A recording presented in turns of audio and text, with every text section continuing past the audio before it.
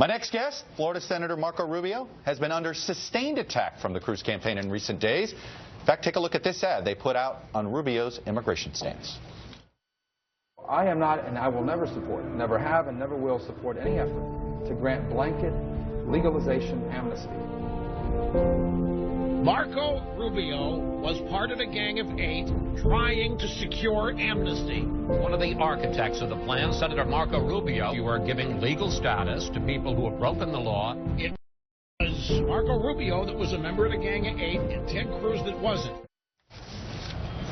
And Senator Marco Rubio joins me now. Senator, welcome back to Meet the Press. Thank you. You just had a nice friendly hug with Senator Cruz there. That's not such a friendly ad here, and it goes at the issue of the Gang of 8. So, well, actually, can you just but let me can you correct explain the issue of amnesty? Define amnesty for us. The ad is first deceitful. Actually talks about cap and trade, and it literally clips my statement. Like it stops my statement right when I start explaining that I'm against cap and trade and big government mandates. The Gang of 8 was a bill that was that was dealt with 3 years ago. It was an effort to fix our immigration laws. It was the best that could be done in a Senate that was controlled by Harry Reid at the time. And the hope was that the House would take it up and make it better. But it was a way to start that. And in the absence of progress, that's how Barack Obama has now forced on America not 1 but 2 unconstitutional executive orders that seek to actually legalize people here with no enforcement. Now, that's not the way we're going to do it when I'm president. When I'm president, when I'm the nominee, we're going to keep our majority in the House and Senate, and we're going to pass, first and foremost, immigration laws that secure our border. And until that is in place, we're not going to be able to do anything else. That's the lesson of the last 10 years. The American people, we do not have the political support to do it all at once. They do not trust the federal government to enforce immigration laws. And as a result, the key that unlocks the door to be able to make progress on immigration is to bring illegal immigration under control first. And we will do that when I'm president. I've had a lot of Republicans in Iowa that I've talked to who really like you, and then they say, why won't he repudiate the Gang of 8? And that's not how we're going to do it when I'm president. I mean, that's not going to be the law that we're going to pass when I'm president. Do you regret ever being involved? Look, I tried to fix a problem. This is a real problem. And where are we today? We are worse off today than we were 5 years ago. We have more illegal immigrants here. We have 2 unconstitutional executive orders on amnesty. I went to Washington to fix a problem. Immigration is a serious problem. It impacts my state. In the state that I live in, we are impacted by illegal immigration in a dramatic way. This issue has to be dealt with. Each year it gets harder to solve, more difficult to solve, but it is now clear, more than ever before, that you are not going to be able to do anything on immigration until you first bring illegal immigration under control and prove it to people, not just pass a law that says it. And that's how we're going to do it when I'm president. You have alluded to the fact that a majority is not yet sort of where you might be on what to do, for instance, with the undocumented. Do you think this is what's holding your campaign back, that the difference between third and second or third and first for you is your immigration position? No, look, we have 11 people running for president that are running competitive campaigns. We have 11 people on the ground in Iowa spending money, campaigning, working hard themselves to gain voters. So a lot of this is segmented right now.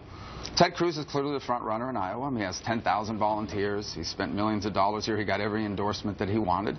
And so we always knew that going in, but we feel really good about the progress that we're making here. We have taken on more negative attacks than every other candidate combined. Jeb Bush's super PAC has basically spent $30 million, a third of its money, attacking me. And yet we keep growing, and we feel real positive about it. We feel positive about what it's going to mean on Monday night in Iowa and what it's going to mean a week later in New Hampshire. You know, you brought up the cap and trade issue. I want to actually play the full quote of what you said. Here it is. Florida should position itself for what I believe is inevitable, and that is a federal cap and trade program. Florida should do everything it can to be an early complier so that it can access early compliance funds and so that it can help influence what that cap and trade looks like at the federal level. And so I'm in favor of giving the Department of Environmental Protection a mandate that they go out and design a cap and trade or a carbon tax program and bring it back to the legislature for ratification sometime in the next 2 years.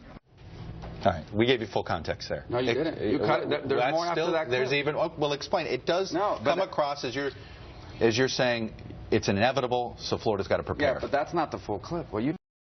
is not the full clip. Right after that, I said I'm not in favor of implementing it. I'm in favor of them bringing it back to the legislature. I do not support big government mandates.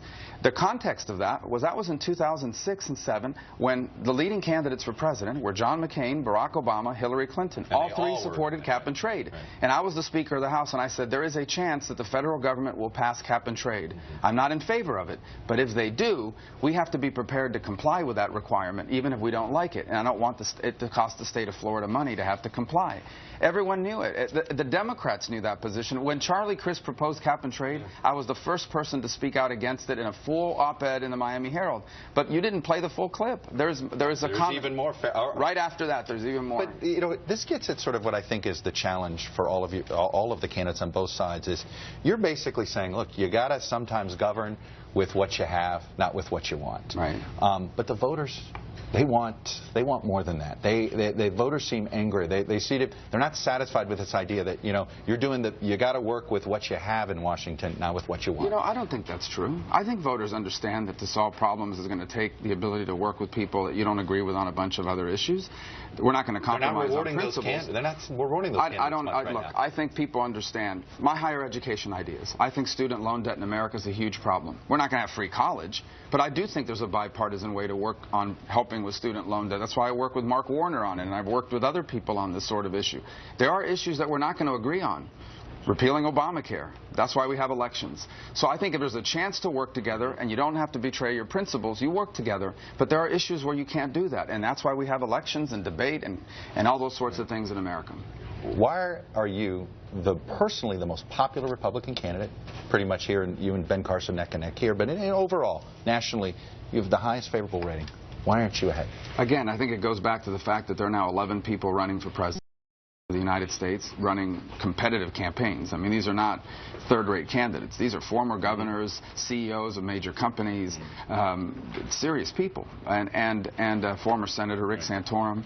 And they're campaigning hard. And so you've got the voters have a lot of choices. I think once the race narrows, I feel very good about our prospects. That's the question. A lot of your donors. I know. You'll need to ask the political strategist. I'm running for president of the United States. But you need to win eventually. And we will. And here's how we win. We win by having more delegates than anyone else and more than half the delegates. And I'm very comfortable and confident that we're going to achieve that. But I don't think you're going to really get clarity on this race until the race narrows a little bit. What's a good night for you tomorrow? We just want to get as many votes as we can. We feel real positive about what it's going to lead to. Again, that whole expectation game for us, we always knew we were an underdog in Iowa. Other people have a lot more people on the ground here. They spend a lot more money. But we're going to have a good night. We're going to have a lot of support, and I'm very excited about it. Senator Rubio. Thank you. Have a good, be safe on the trail. Yes, sir. And I think we'll see you in New Hampshire as well. When we